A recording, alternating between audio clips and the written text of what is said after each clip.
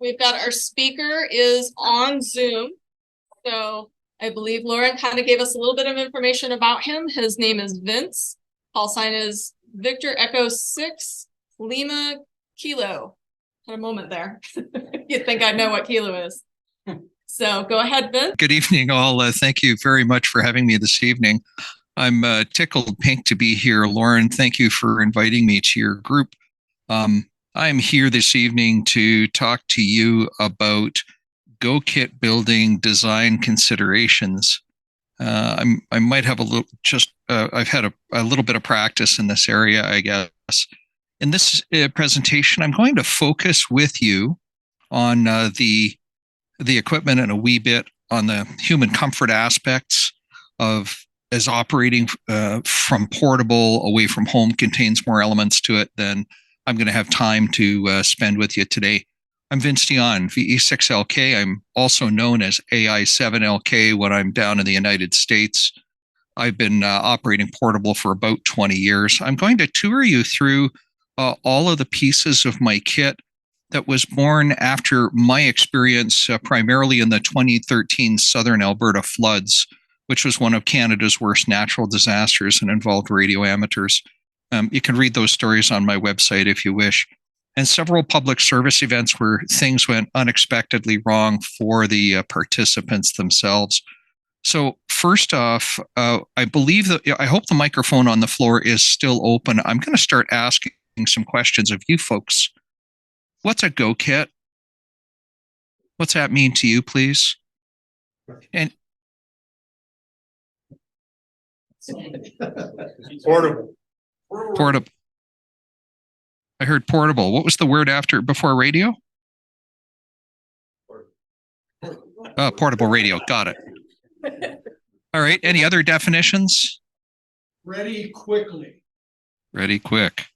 I like that one. Go ahead. Anyone else? Power. Okay. Something you can put in like a little box, take with you. That's awesome. Now let me ask you this. What's it used for? Fun. I'm sorry, I didn't catch that word. Fun. Fun. Fun. I like it. Anything else? Emergency, sure. All right. Let's work with those as I go through the presentation. Thank you for that. So tonight I'm going to talk with you about, I'm going to focus really on GoKit design considerations because there are so many options available to you. It's my hope that by the end of this presentation, you're going to have gained some ideas for your own kit. I'm going to talk about who I am, so you've got a little bit of my background.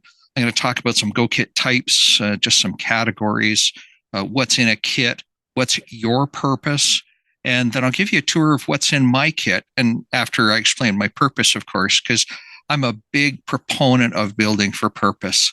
So who am I? I'm a guy who got interested in radio at age 7, and it took me a little bit of time. 33 years later, I finally licensed in Canada. We call it a certification, of course. And not that long ago, I attained my American license. For me, I do a lot of public service event, but my very first event was for me. Well, I've got the words train wreck crossed out. I still feel like it was that way sometimes, but to put a positive spin on it, I call it a tremendously fulfilling learning experience. I'm certified in ICS at level 300. I am the ARES or Oxcom assistant for the Alberta foothills area. So that's the geography south of the major city of Calgary in southern Alberta. I'm a podcast team member at Ham Radio Workbench, as you heard Lauren mentioned. I help out with repeaters and projects in my club, and I build stuff for my radios to make my hobby more enjoyable. When I'm not doing ham radio stuff, which is most of the time, I'm scuba diving or picking away at my 12-string guitar. So I want to start off with the basics, some GoKit types.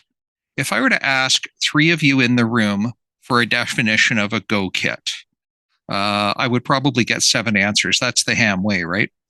But, the variety notwithstanding, I'm going to try and keep it simple.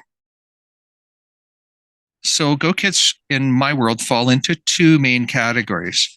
There are those that fit into a bag of some sort, either a backpack or a laptop or a camera bag.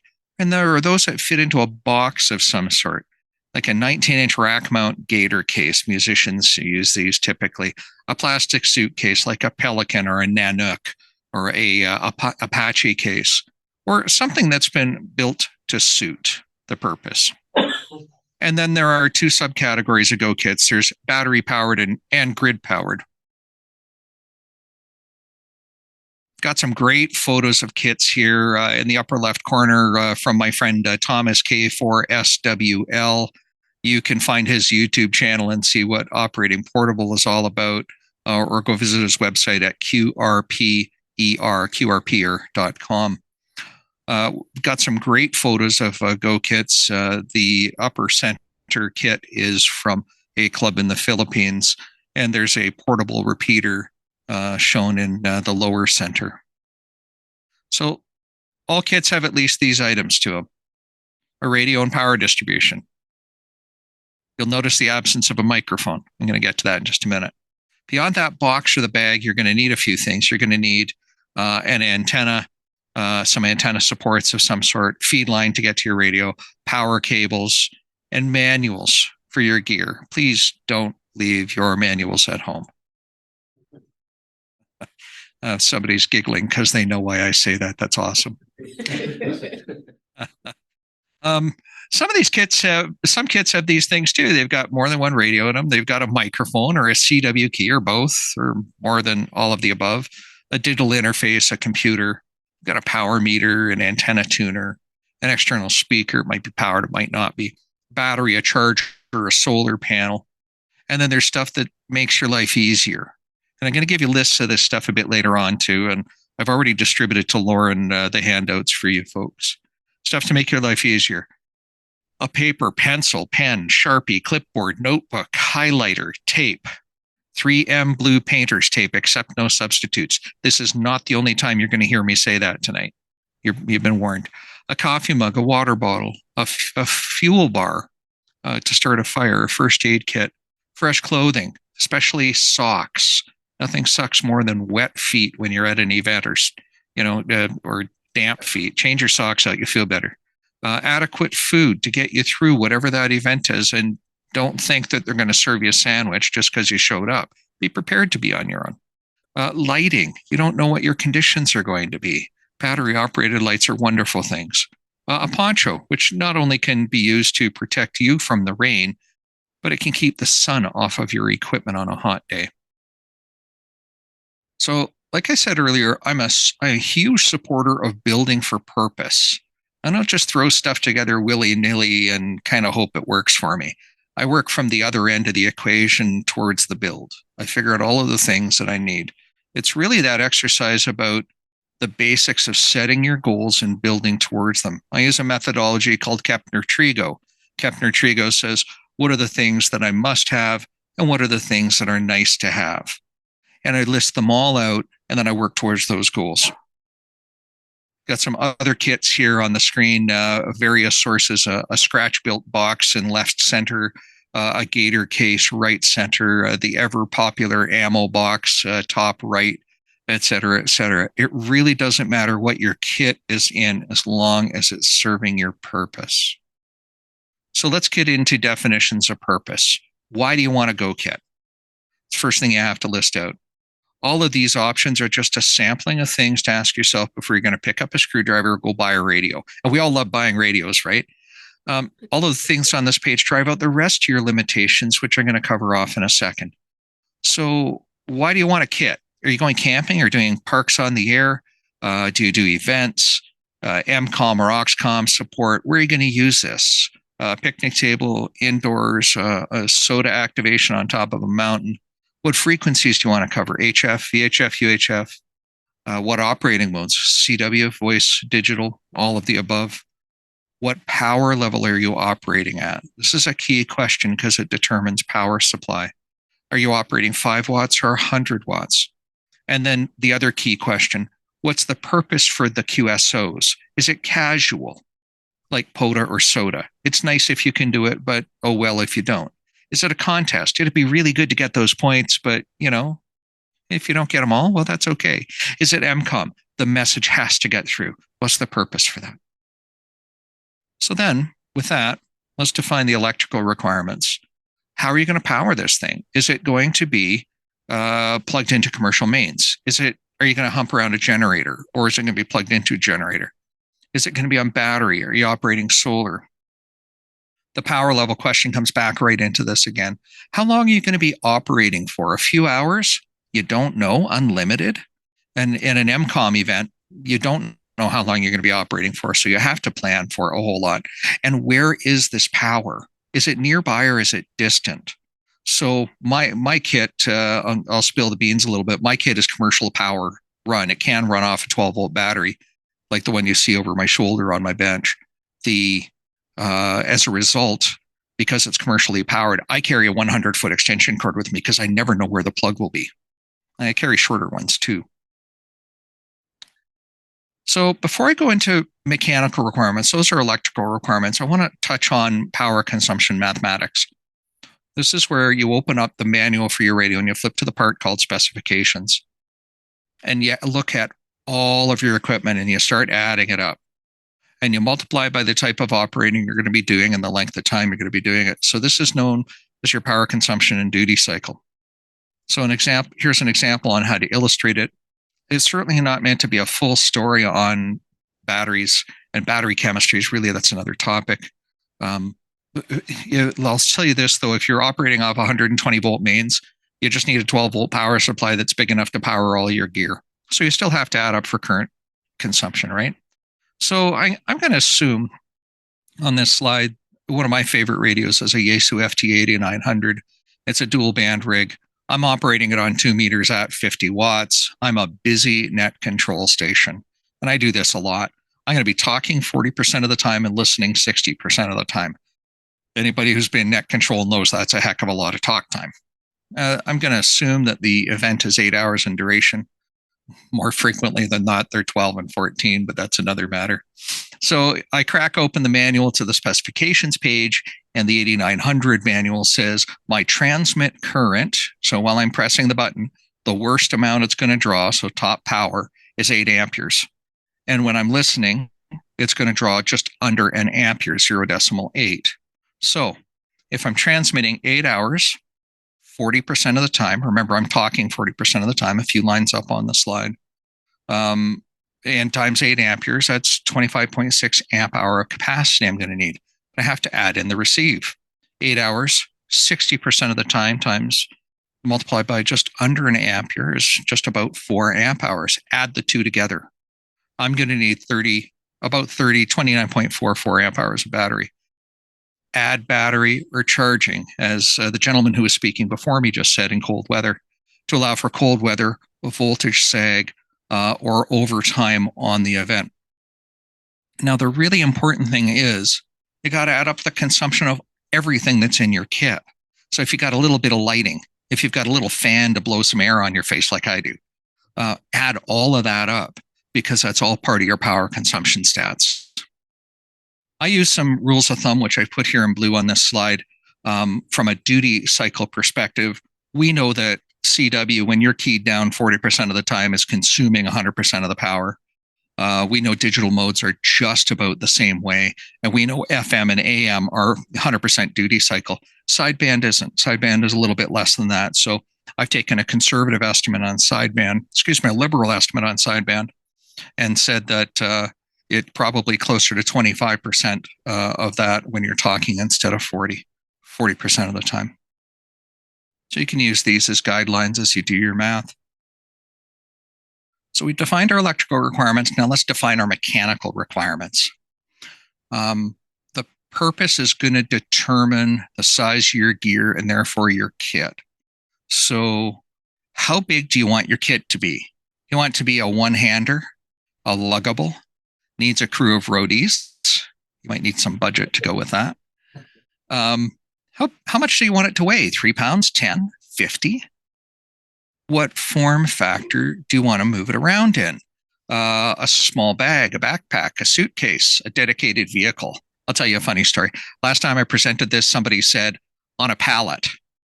And we and we quoted a new term, pallets on the air. But I digress. Where are you setting this thing up? Are you putting it on a table? Does it sit on the ground? Do you wear it on your body? So all of these things become factors as you determine what's in your kit. So what's in mine? Well, now you've got a list of how to determine, before I get there, your requirements. I'm going to share my requirements and then my kit, and then I'm going to show you how it recently changed. And this is new material that I haven't presented to anybody else yet, so thank you for being my guinea pigs tonight. What you see here on the slide in the upper left corner is a photo of my kit as it was 6 months ago.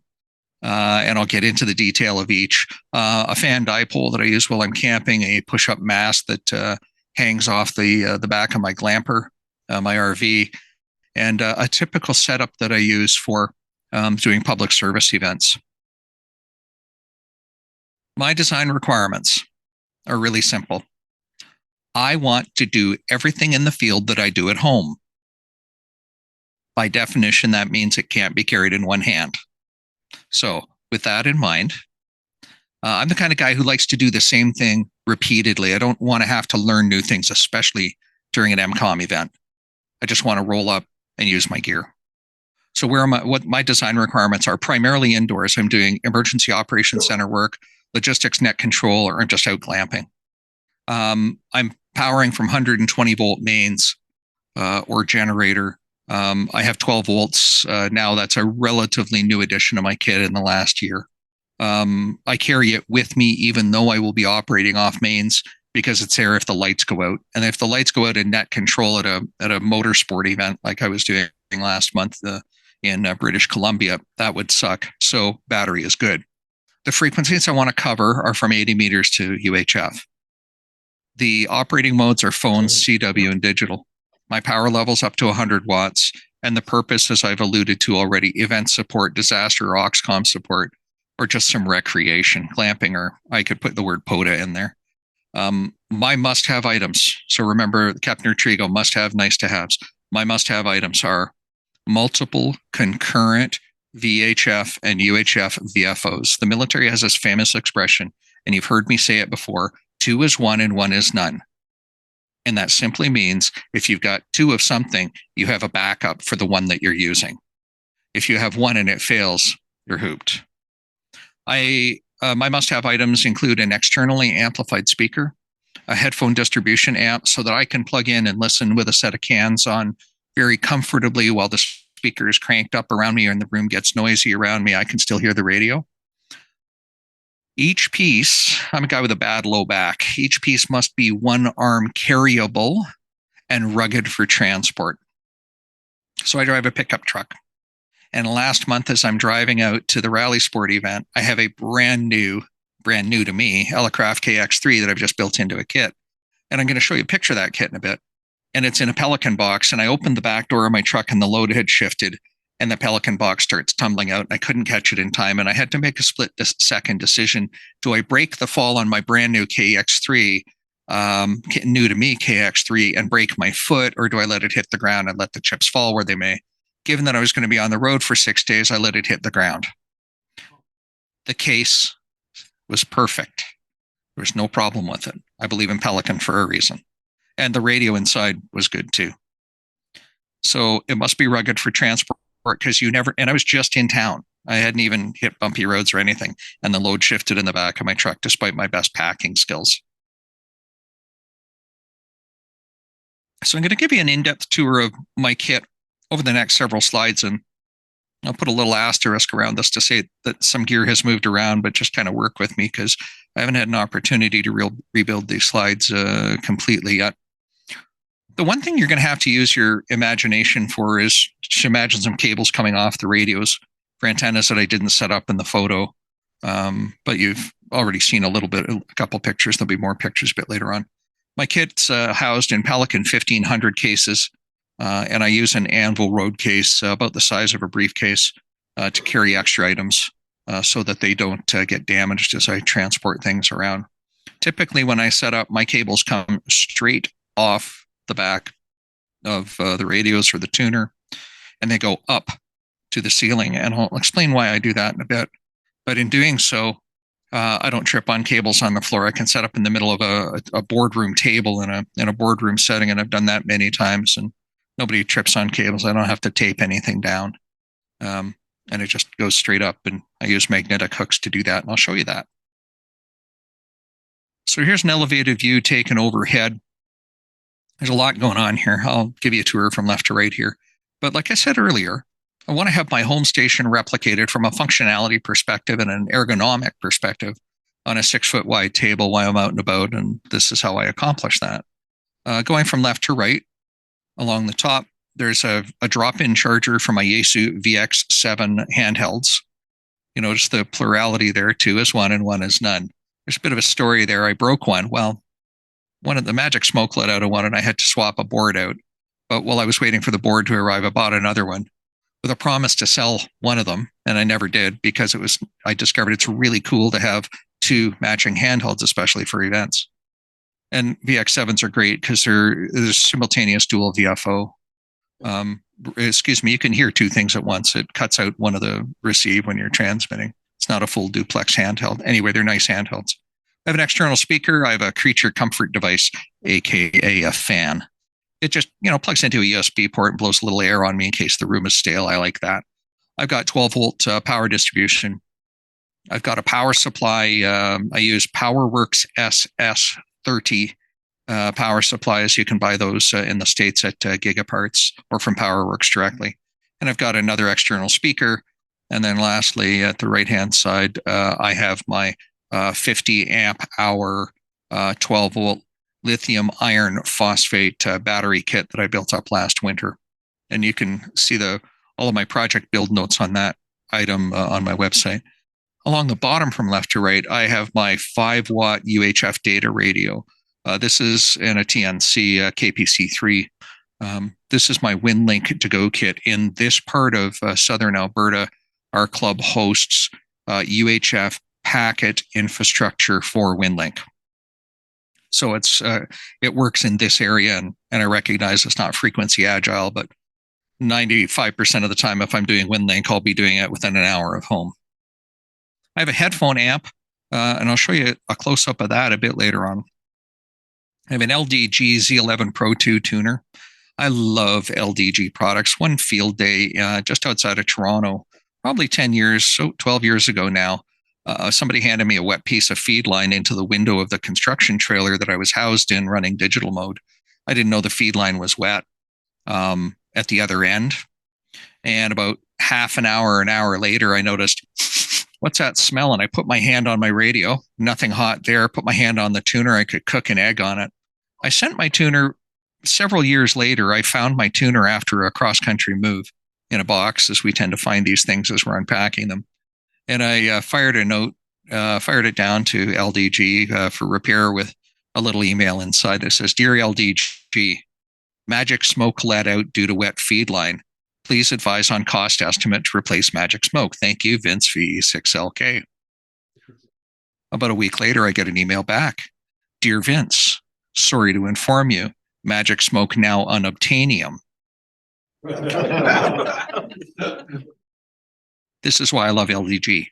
"We are pleased to offer you a trade-in on your old tuner and offer you a replacement tuner of an equivalent model at insert half of retail price here."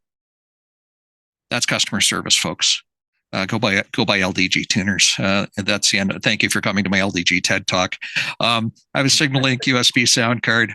Then you can see the transceivers. In this case, an FT8800 dual band, cross band, full duplex radio. My FT85070, it's an all-mode portable radio.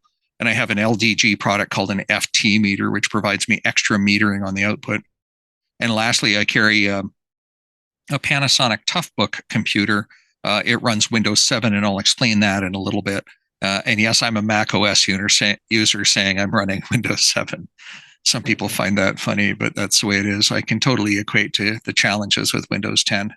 Underneath, so all of that stuff sits on plates. And in my case, I went to a place called Metal Supermarkets. I think you've got them in the States. I'm not a big metal worker. I know how to drill a hole, but please don't ask me to cut it. And so I go to metal supermarket and I say, I need some sheet metal that's, like this big. I give them the dimensions. Well, we got this lovely checker plate right here. And I'm like, sure, that looks pretty. And it wasn't expensive. And so I landed up with 4 pieces of it. And I've only just used the 3rd piece. This is 8 years later. So the stuff hangs around and it's sized perfectly for my Pelican 1500. So all of my gear sits on these plates as a platform. And underneath the platform, I use it for storage. So in the left case, I keep RF adapters. I keep some short RG400 jumper cables, and these have BNC connectors on them. And so I have a variety and an ability to use either BNC or SO239 UHF cables. I carry some 12 volt to USB adapters. The fan and the external speaker sit underneath it. In the other box, my CAT control cable, my power supply, another speaker. I carry a dual band mag mount antenna inside the case of the 19-inch rare earth magnet variety. These are made by Workman. They're sold under many different names. I keep one for each transceiver inside the bin. So that's to say I have 3 of these in my 2 cases. And I carry, along with it, I carry 15 feet of flat braided grounding cable for station grounding. And I carry them in 2 lengths. There's a 5-foot and a 10-foot length. And because I'm pedantic when I build, one of them has blue shrink wrap on the end where it meets the alligator clip, and the other one has yellow. I can tell them apart quickly by doing that. So I keep a lot of stuff inside the cases, and I use the storage as wisely as I can. So now you're looking at this list, and those of you at the back of the room, you don't have a hope in reading this. And I apologize. I didn't know how big the room was and how big the screen was. But again, you'll get a copy of these slides in your email. Thank you, Lauren, for doing that. I carry a whack of other gear, and I carry a checklist to make sure I'm bringing this with me. And I've distributed my checklist to you guys so you can take it and make it your own. I carry 3 50-foot chunks of RG400 feed line and spares. If you're unfamiliar with RG400, it's the size of RG8X, and it has loss characteristics in between RG8X and LMR 400. So that's to say, it's really good on VHF even at 50 feet, but it's small. This stuff's Teflon coated too, so it can take a beating. I love it. I carry a fan dipole, good for 3 bands. I carry a Comet coil-loaded multi-tapped vertical called the HFJ350. If you're unfamiliar with that, a more popular antenna that I think is no longer sold is called the Outbacker. It was designed for mobile use. I carry a Diamond X50 VHF and UHF antenna that I mount on top of some sort of a push-up mast. Guy ropes and stakes come along with the mast. I carry 120 volt extension cables, as I've mentioned earlier. I carry a couple of pair of headphones. Depending on the event, I have a set of Heil Pro 7 headset, which are marvelous headsets and worth every penny, I might add. And I carry a set of Sony listening headsets. And I carry a CW key with me, and I have a Begali, and I have an American Morse Products, a DCP, so kind of one at each end of the spectrum. I carry that Panasonic Toughbook as well. Now, the Toughbook, I'll explain the purpose of the Toughbook a bit later on. Much like other pieces of my kit, I built it for purpose. I'll get there, though. I have problem solvers. I have 3M blue painter's tape, except no substitutes. I have an assortment of Sharpie markers, except no substitutes. Don't get cheap markers. Don't get cheap tape. You'll thank me for it. Because the cheap tape pulls paint off the wall when your weekend is done, and the cheap markers bleed all over the place, and it'll just drive you crazy. I carry lots of writing utensils and paper, and I carry multiple clipboards, and you can bet your biffy that the clipboards have my call sign on the back of them.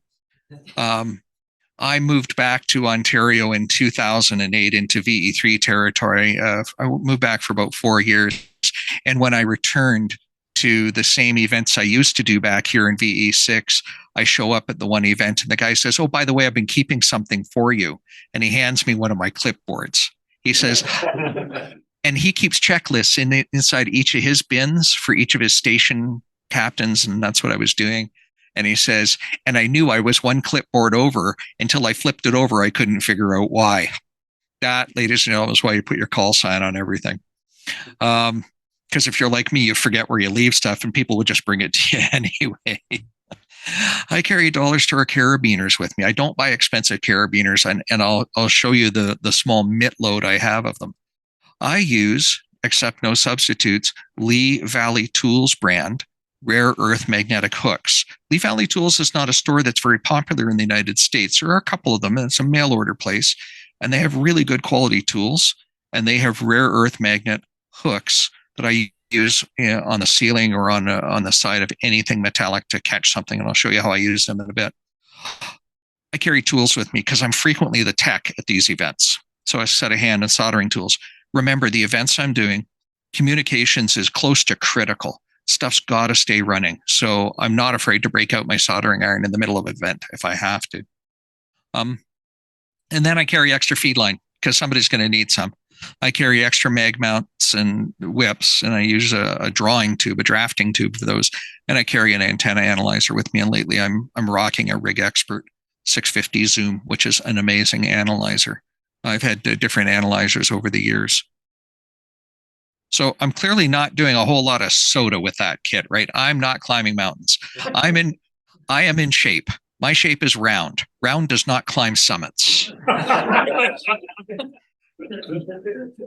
Now, somebody heard that about 4 months ago, and he said, well, we'll do a drive up soda.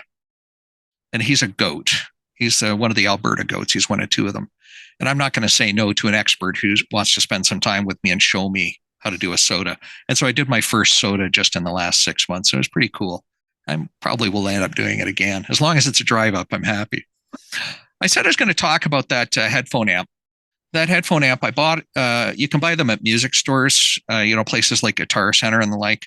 Now, what I did was I hatcheted a channel, and I hatcheted the input line from it after the trim pot, and I fed it into that little LM317 module that you see there. Those LM317 modules are like $5 for $5 on eBay, or cheaper if you order them from AliExpress. Anyway, it delivers about 2 watts of output on that channel. So I have it very clearly labeled.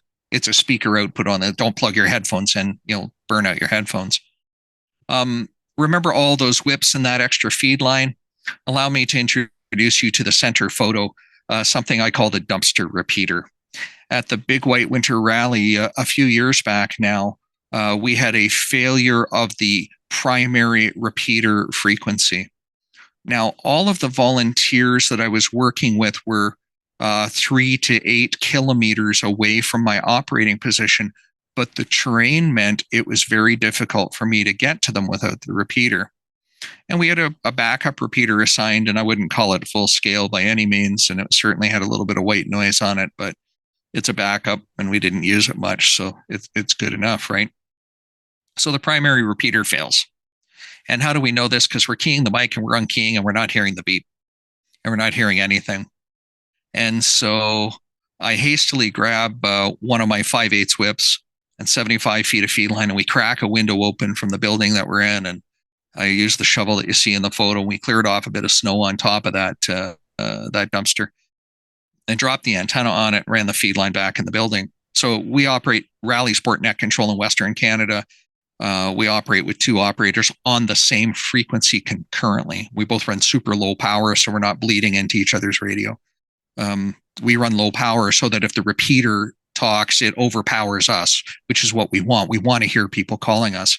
Anyway, so I had somebody else monitoring the radio for what good it was, and we ran the feed line back into net control, and I connected it to my radio. And then I flipped my radio into reverse mode. So if you don't know how to flip your radio into reverse mode, remember your manual, open your manual, practice. This is a really good skill to have, is to flip your radio into reverse and listen on the input and talk on the output. Some radios call this talk around mode. Anyway, you're talking on the output of the repeater.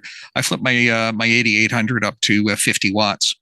So I know I'm probably within 50 watts territory. Even if I'm 5,000 feet less in altitude, most of the people are going to hear me. And I make the following call. All stations, this is net control. The primary repeater has failed. Please switch to the backup. And I made that announcement 3 times. And I had my co-control operating, listening in on the backup frequency, and she was starting to take check-ins. Fortunately for us, this happened while we were shuffling people from position to position, and it didn't happen during a live motorsport event. We would have had to stop the event if that happened. This is why you carry spare equipment with you. This is why you rehearse. To the point that somebody else made a little bit later, a bit earlier on this evening. So, lastly, lifesavers, carabiners, and hooks. These little Lee Valley hooks, and I'll hold one up to the camera, and you're going to see one in a little bit. These hooks are amazing. They hold a ton of weight, and you hold it up, you put it up to any fixture in the ceiling, and this photo shows a metal beam. A fluorescent lighting fixture is usually iron or ferrous, at least, and some of it are made of steel. These all make excellent ways to get cables up and out of a room and out the window to outdoors without anybody tripping on them. So throw some of these in your kit. My kit has, I've picked it up off my desk here and I'm counting. I got to have at least a dozen in their variety of sizes, S-hooks, carabiners. You'll see them in a few moments when I flip the camera over. They work really well on T-bar ceilings too, drop ceilings in spaces like the one you are in. Any of those T-bar intersections, everybody's going to look up now. All those T-bar ceiling intersections you've got make excellent points for mag mount antennas. Just make sure your head doesn't run into them while you're transmitting, right? When I operate portable, I tend to do so from a picnic table in good weather. And when I'm doing POTA activations in winter, I'm operating from the comfort of the cab of my truck unless it gets up to about 40 freedom units outside. And then I'll put out the KX3 and an end-fed on the tailgate of the truck.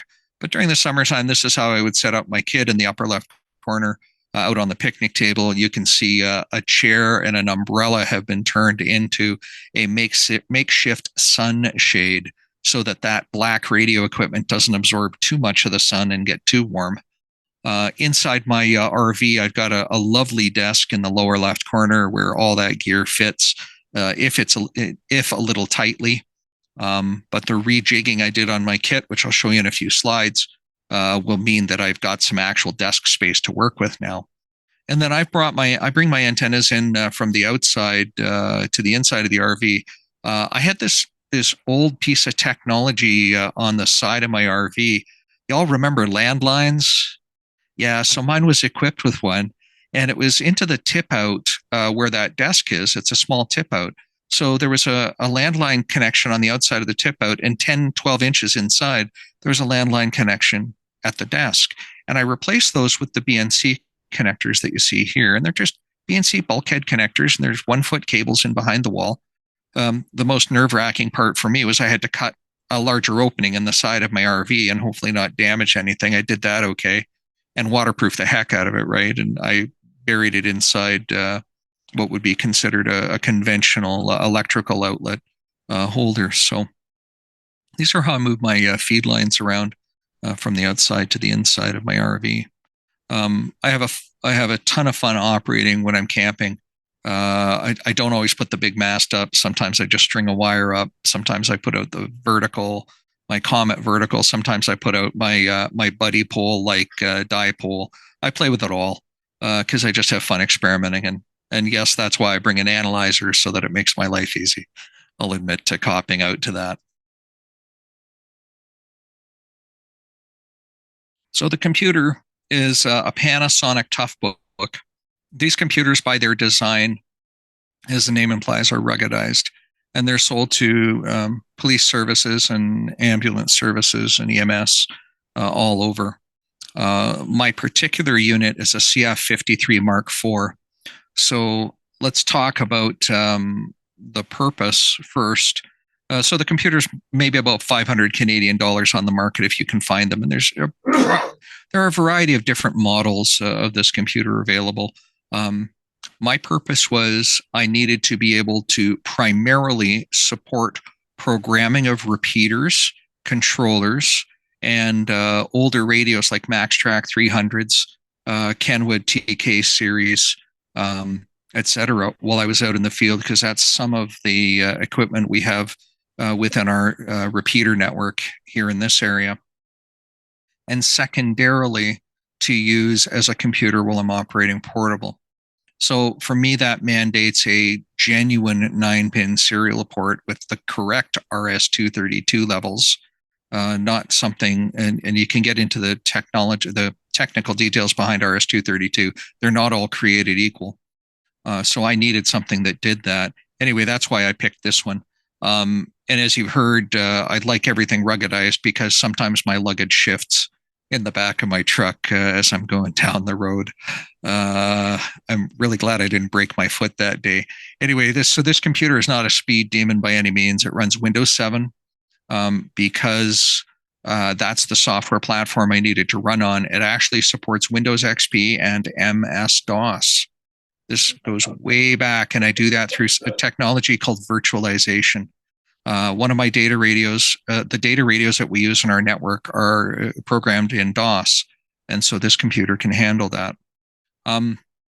It's 6 pounds. It's got an integrated carrying handle. It's got a magnesium case. It doesn't have to be super fast. It's a daylight viewable screen. It's a wonderful computer. So look for Panasonic Toughbooks if this thing remotely interests you. Go look at the speeds and the feeds and the specs. Understand that these things are $4,500 brand new. Buy a used one that just came off of a corporate lease like I got this one. What's on the computer, I've already talked about Windows 7 and XP and DOS. Other things that are on there, because I'm a Mac user, I'm very familiar with virtualized desktops. I've got 3 monitors in front of me here, which you can't see. And each one of those monitors has 5 virtual desktops running on it. And that's how I separate out my tasks and my workflow. I'm an IT worker by day.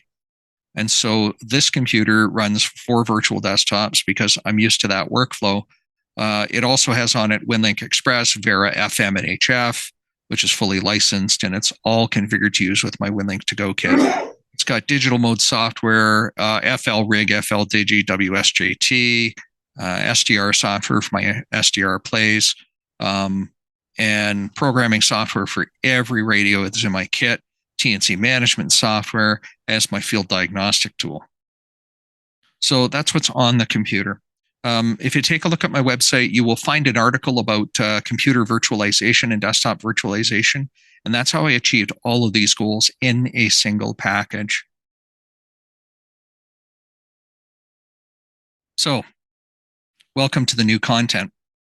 Your needs are probably going to change over time. And it was only in the last year that my spouse and I were able to start camping again.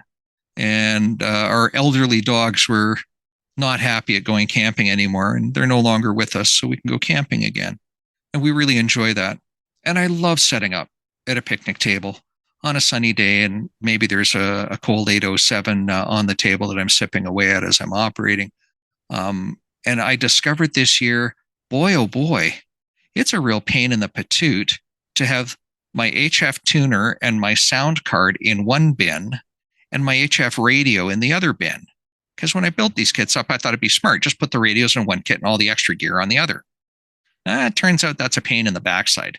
Somebody asked me how much time it takes me to set up my kit. So I shot a little video. You can find my YouTube channel at VE6LK, strangely enough. And you'll see a stop motion video I took, and it's still 2.5 minutes long. It took me 15 minutes to set this kit up. And I used to think that was fast. So your needs are going to change over time. Remember that ergonomics are important as you start changing your kit around, but don't be afraid to experiment and try things. So here's how my kit's changed just in the past 6 months or a year. So here's a reminder. Here's how it was. Got 2 transceivers on the right and all the extra gear supporting those transceivers on the left. Here's how it is today.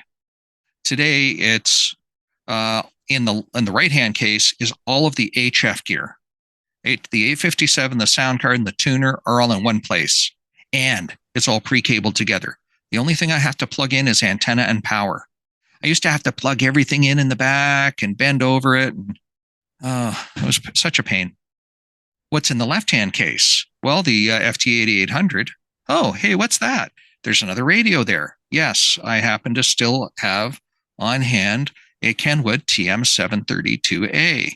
So both of these radios are full duplex, cross-band capable, dual band radios. 2 is 1 and 1 is none. The other thing I did was I added a power supply into the second case. So now I have 2 power supplies. So now I have full redundancy between the 2 bins. So if I'm really up the creek without a paddle, I have 2 power supplies to choose from, and then I have a battery to back me up. I think I'm going to be okay for a while. I'm pretty happy with this arrangement. So I moved a lot of gear from left to right, right to left, and I can say I've got redundancy across kits. So then the right-hand kit started coming out with me to do POTAs. And I have this expression I use when I activate multiple parks over the course of a day. I call it a POTAthon. You may use that term free of royalties and all encumbrances, and I encourage you to do so. To put a hashtag in front of it, put it on social media like I do. And it's so the day that my friend the goat, the SOTA goat, goat stands for greatest of all time. I'm not calling him an animal. The day he took me out, we marched up the hill and we did that activation first. Then we did a POTA in the afternoon. And the difference in the weight of his kit versus the weight of my kit was an order of magnitude. His kit weighed 8.5 pounds, including first aid and his basics. My kit weighed close to 60. And, well, and 30 of it was my military mast that I love, but it's getting so heavy and cumbersome, and I ain't getting any younger. I think you all got that going on too, right? So I have a really lightweight mast now. But this kit was still pretty heavy. So what did he have on top of the hill that I fell in love with? I fell in love with a new family member. And my new family member is a KX3, and I alluded to this a bit earlier on. And I'd been saving up for quite some time. Now, what you may not know about me, what I haven't mentioned yet, is that I work at a candy store part-time, and we sell candy by Yaesu, Kenwood, Icom, Flex Radio, and others. So it's a very cool job for a ham to have, right? Helping people spend their money, and giving them advice and guidance along the way, and maybe getting something at store discounts. And so I had an order in for a Yaesu FT710, brand new radio on the market if you're unfamiliar. Wonderful radio. I placed my order, and then I saw this Elecraft, and I knew what I was doing wrong. What I was doing wrong was I was carrying around far too many pounds to try and do 5 and 10 park activations in a day in a quick, repeatable fashion. And so I canceled my order for my 710, and I found this KX3 and the rest of the kit as you see it there, listed up for sale privately. And I arranged a Zoom call because I'm not going to send $2,000 to a perfect stranger across country without seeing the whites of his eyes and seeing the gear work in front of me. And he was very accommodating with me. And about a week later, the gear landed at my door, and I built it into the kit that you see here. So let's go back to needs now. The new family members' needs are this kit. I had to sell off my FT450 on my desk to fund this. So this kit must work at home and in the field. It must be small enough to sit on my desk at home and rugged enough to take in the field with me. So this meant I had to take that Pelican 1500 case. This is my third case now. You'll notice it's a different color than the other ones. So yes, I can tell them apart easily. The lid's off of the case. So now I'd like you to imagine I've taken this case, I've turned it upside down like you would put a butter dish, a cover over a butter dish. And that's what I do with this. And I figured out how to remove the lid and put it back in such that it's secure. There's the aluminum plate, the very famous checker plate there. And you may or may not be able to see the wing nuts that are there. But if you undo those wing nuts, that plate lifts up. And underneath it is 15 amp hours of battery, proper power distribution, spare fuses, and power pole connectors. And the power pole connectors connect cables to cables on the plate, and it makes an easy way for that plate to fully come off of that lid. You can see the microphone is plugged into the plate. What you can't really see very well is that the CW key plugs in the front left corner, but you can see the CW key cable, the red cable hanging off on the right because I'm right-handed. You can see a dummy load in the back right corner. That's where the antenna plugs in. And a little tiny control box that has a voltmeter and a switch that selects external or battery power for the kit. So once again, I thought about all of those features that I wanted, and I went and built a kit towards it. The radio is really easy to remove thanks to Gem Products brackets. They're the guys that make the KX cover and the KX side panels. If you're a KX owner, you'll understand what those are. Anyway, it's all well thought out ergonomically, and it meets that need, and it sets up on the tailgate and looks so pretty and works so nicely when I'm doing POTA activations. Even if it is low power, I'm okay with that because I'm trying to build my CW skills, and 15 watts is plenty on CW. So that's kit number 3, my newest family member. I'll get some better photos and post them up on my website. If you follow me on social media, on Twitter, strangely enough, VE6LK, it's the same thing all over the place. I try and do that for consistency.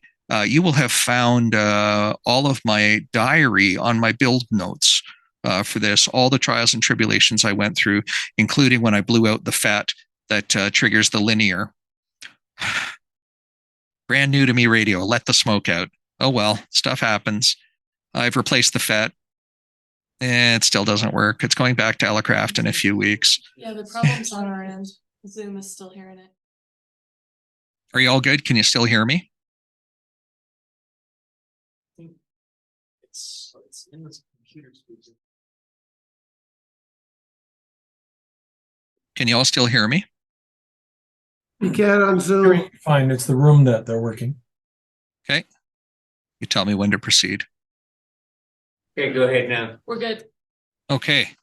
So with this newest family member, I'm pretty happy camper. I'm trying to build my CW skills, and 15 watts is plenty anyway for CW, especially with band conditions getting the way they are. Aren't they getting great?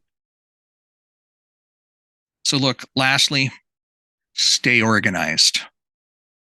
If you have 1 kit or 3, keep lists, both within each kit and a master list. If you borrow a piece of gear from a kit, that's the cardinal sin, by the way, replace it right away or leave an IOU note in that kit until you do. Leave yourself an IOU note so that when you go to pick up the kit, when you check and do your checklist before you walk away with your kit, you all have a checklist in your kit, right? You all look at the checklist to make sure everything's there before you grab and go. You'll see the IOU and you'll go, darn it, I was supposed to replace that. And then you'll fix the problem at the time. You can either download a copy of this kit checklist from the front page of my website, or Lauren can distribute a copy of it to you because I've sent that to him already. But this kit is a series of tabs within Microsoft Excel. On the left-hand side, you can see kind of the view of it with all of the sections in it, and then each subsection breaks out into its own tab, into what's in each Pelican box. You can see on the right how I use that kit. I check off each individual line item, and then when I complete a box, I put a big X through it. And I carry this checklist with me when I travel on the road, so I know what I've got with me. So take checklists, use them, and don't steal gear from one kit to satisfy another unless you absolutely have to. So in summary, remember Kepner-Trigo. Determine your must-to-have and your nice-to-have items. Write them down. Evaluate your purpose, your locations for use, and your mechanical considerations. If you're like me, you can't afford a crew of roadies or do pallets on the air, so make the stuff one-arm carryable. Your purpose, your electrical and your mechanical design elements are going to determine your functionality and your kit building points. A kit with narrow focus is going to be super lightweight. However, a highly flexible kit is anything but super lightweight. So I hope you've got some ideas for your own kit from this, or at least a methodology you can follow. I hope this has been thought-provoking for you. There's a whole bunch more elements involved in operating away from home. the human comfort aspect, the logistics aspect, the travel aspect. I'm not covering any of that. This is all about how to choose what gear you put in your kit, and we all have a different purpose. So please don't forget that. I do want to show you just a couple of things here, as these are my lifesavers out on my desk. These are the things that you must have. The Sharpie marker, the 3M blue painter's tape, except no substitutes. The ever popular rare earth magnet hook and a carabiner. Just if you hang it, you can hold a cable through it, and it's wonderful. Pencils, my assortment of S hooks and carabiner clips, and some of these I've gathered from the opening of the burger place. They called it the Hitchin Post, and they gave us this little cute carabiner. Look, it doesn't have to bear weight, beyond a few pounds of cables. So these aren't climbing rated things. They're not expensive. That's why I buy them at the dollar store.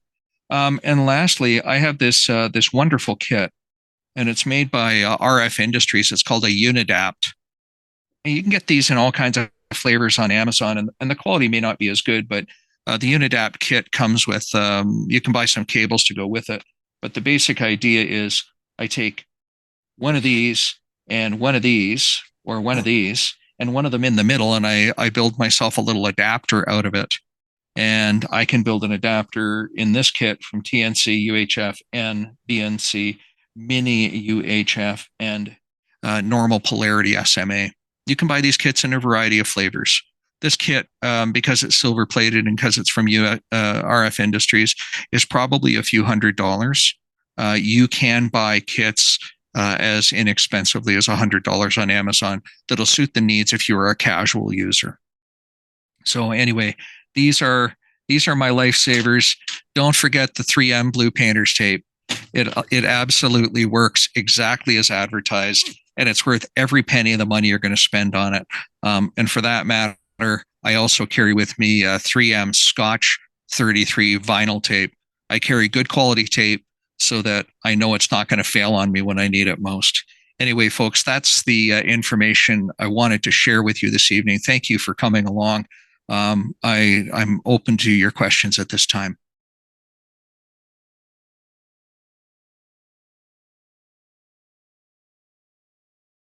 Looks like we lost room audio again.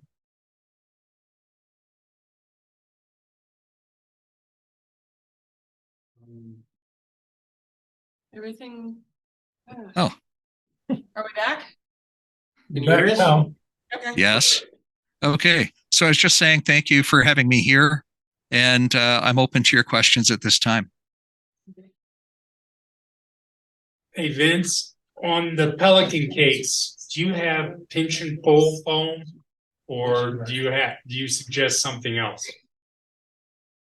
I use any foam that works. I did not use pinch and pull. I've got that in my WinLink to go kit because I wanted to isolate stuff from sliding around. Inside the big Pelicans, though, the gear is bolted down to these aluminum plates, and there isn't a 1/4 inch of play, so they don't move around very much at all. And they're well padded top and bottom. Okay, thank you. Have I traveled by air with my kits? Rob, not yet.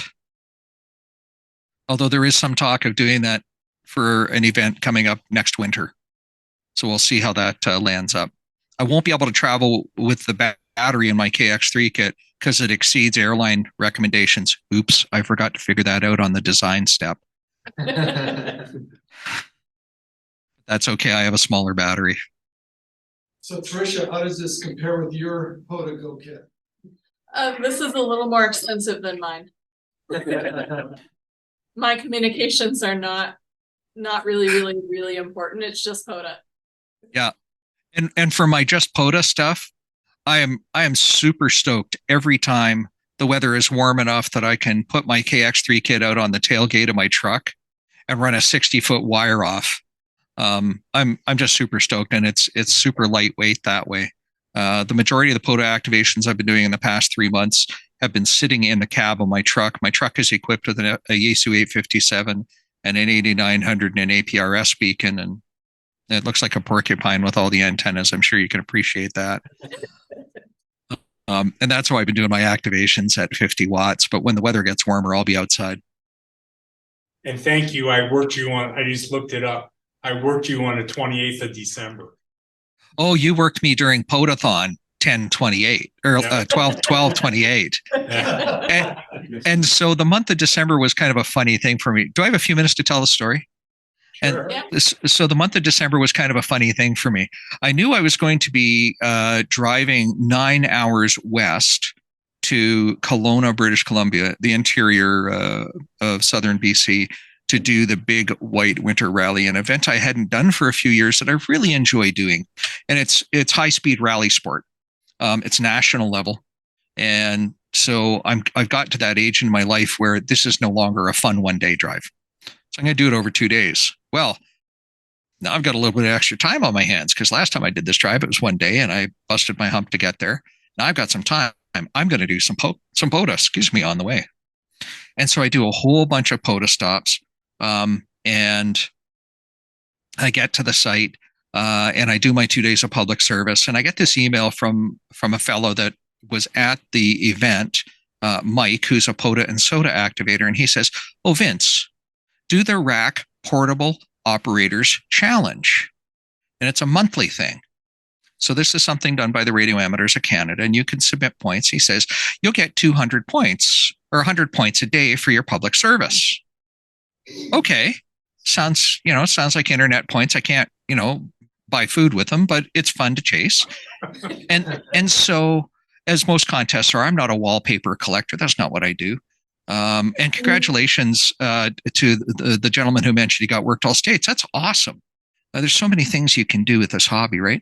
So anyway, I get home and I've activated, I don't know, about 12 stops along the way, and I made a whole bunch of park-to-park contacts. And I'm one of these guys who the ASU 857 radio, you can use the up and down buttons and use it as a paddle key. And I'm reasonably proficient at typing out my call sign in 599 Alberta as I'm driving. So I'll only do that if the road is empty, and I won't do it if the road is challenging in any way. I get home and I enter in all my points at the end of this 6-day journey. And lo and behold, I come up on the leaderboard in second place above 17 other people. Okay, about 7,000 points. It's okay, because there's multipliers for every grid square and for every province and for every unique POTA entity. And this is how the RAC Challenge works.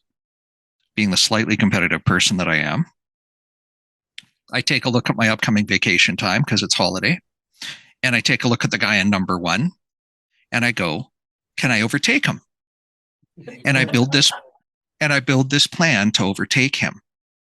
And I figured if I got to he was at 48,000 points. Now he's done most months 110,000, 120,000 points. 1 month he did 250,000 points. He took the number 1 position for portable operating in Canada last year, over 2 million points. He's at 48,000. So I figure if I get twice his, I'm pretty good. Now I'm really helped because Vancouver, where he lives and where he activates, got a huge dump of snow. I'm sorry to hear that. And most Vancouverites do not own a snow shovel. So that meant this man could not go out and operate portable. This works to my advantage. And so lo and behold, I make this plan every day except one that I'm off work. I go off and I activate 3 or 4 different entities. I build routes. One of the files you're going to get from me is a POTA roving planner file. It'll help you figure out how far you have to travel, what your travel time is, how much operating time you want to allocate at each stop. And it'll tell you, if you put in your start time at the top of the spreadsheet, it'll tell you what time you'll be home that night. And for a guy with a dog at home, this is kind of important, right? I begin planning and I do 3 or 4 activations a day. I had to get an oil change on my truck and I was done. No word of a lie. I traveled over 3,000 kilometers. That's 2,200 freedom miles in the month of December in pursuit of this. So am I slightly demented? Yes. Did I say I was only going to do this once? Yes. And I'm going to hold to that because the cost of fuel killed me. But at the end of it all, and so I submit my scores, and now I have to wait until the 10th day of the month, 10th day of January, the 11th of January, actually. And Thomas, my friend K4SWL, says, "Hey, Vince, do a write-up on your December Potathon chase and the rack challenge." So I did that. Go read it on his site, and it'll tell you the whole story. And at one of the stops, I had to open the fence and crawl through 2 feet of snow and drop my gear and my lawn chair in the snow to activate. Now, remember, my shape is round, right? So the land has to be flat. These are the lengths I went to do this activation. I learned about 6 hours after the article hit his website, to a flood of comments and emails from people, that I actually won the challenge for the month of December. So is it sufficient to say I'm hooked on POTA? Hell yes. So I can totally appreciate it. Anyway, that's the December Potathons story. And go read it on qrpeer.com. And I think Stephen had posted that link in the Zoom chat. And thank you for doing that, Stephen. So, other questions, y'all, please.